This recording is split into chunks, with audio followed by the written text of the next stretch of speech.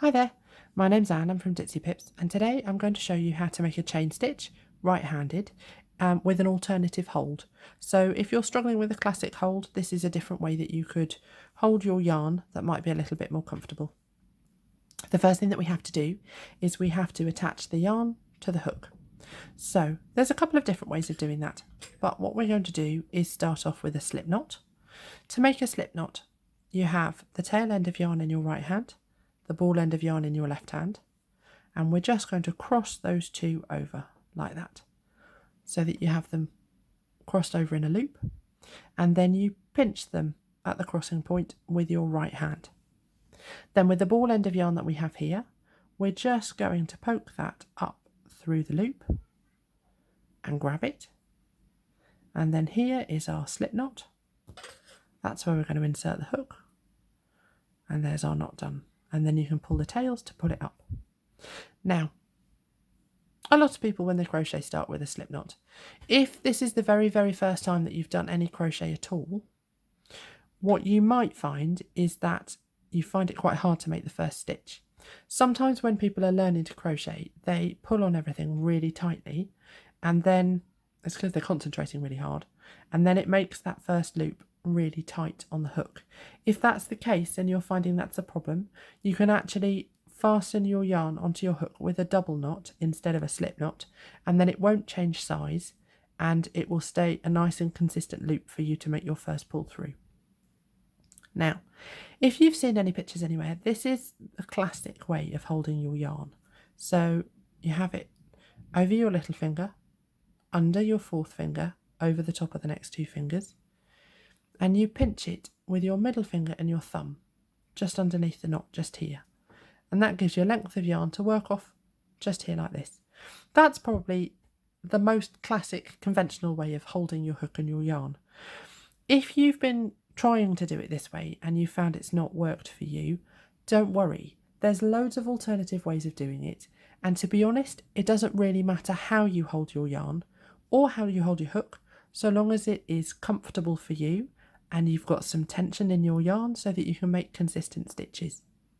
One of the alternative ways of doing it is to actually come over your little finger, under your fourth finger, and then take the yarn down between your third finger and your index finger like that. So it comes down here, and you keep these two fingers pinched together, and it feels like you've got a little bit of control over your yarn from just here. Sometimes with the conventional way of holding things, people feel like they've not got very much control over their yarn. So this kind of solves that problem. And then you take your fourth finger and your thumb and pinch just here. So fourth finger and your thumb pinching right underneath that knot, and you keep these two fingers together up here. Now, to make a chain, what we need to do is bring the yarn round towards yourself and underneath the yarn. So you bring the hook round towards yourself, underneath the yarn, and grab it from the top and at the back, and we're going to slide that through the loop that's on your hook. So you slide it backwards like that, and that is our first chain stitch. Let's do that again. Every time you make a chain, it's worth just moving your pinch up so that you still stay nice and tight underneath that hook. So we come round towards yourself, underneath the yarn, and stretch over and grab it from the back, and then slide back through the loop that's on your hook like that. And we come round towards yourself underneath and grab it. This is called a yarn over, this movement here. It forms a part of lots of crochet stitches, so it's well worth making lots of chains and getting as much practice as you can doing this yarn over. And then you're going to slide that back through the loop that's on your hook. Move your pinch up. Let's do another one.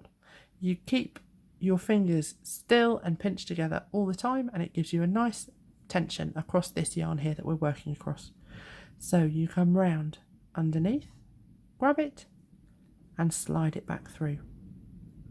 Now, if you find that you're having difficulty getting it through and it's getting caught like this, it may well be the angle of your crochet hook.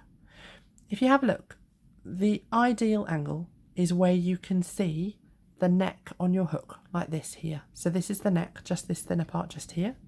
If you can see the neck, then when you do your pull through, it'll be at the right angle.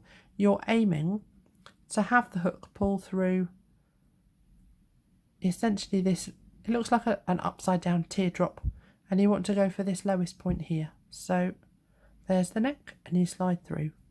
If you've rotated your crochet hook, so if you've rotated it so that it's looking at you like this, or so that you can see the back of the hook like that, then when you come and do your yarn over, it'll actually get stuck. And the same if you've rotated it too far that way, it'll get caught and it won't pull through. So just twist your crochet hook until you can see the neck of the hook and then slide it back through like that. Let's do a couple more. So we come round, underneath, grab it and slide. Round, underneath, grab it and slide. And here we see our chain stitches. Now, chains look like a series of interlocking V's. So if you can see, there's a V that goes into a V, into a V, into a V, into a V, all the way up. That's how you know you're looking at the front of your crochet, is if you can see the V's. If you flip it over, there's a third row of bumps that runs almost like a spine down the middle at the back. Let's see if I can get that into focus for you. There we go. If you can see this at the back here, this is the back of your chain. That's how you tell the difference between the back of the chain and the front of the chain. This spine runs down the back. It's a nice easy way of remembering it, isn't it? And the V's are across the top. And if you needed to count them, you can either count each V individually, so there's one V there between my fingers, and then there's another one, or you can count the bumps across the top up here. The loop that's on your hook never counts as a stitch. You only start counting afterwards. And there's your foundation chain. Now, if you'd like to carry on crocheting, please have a look at the next video, which is how to make a double crochet stitch into a foundation chain. Thank you for watching. Bye.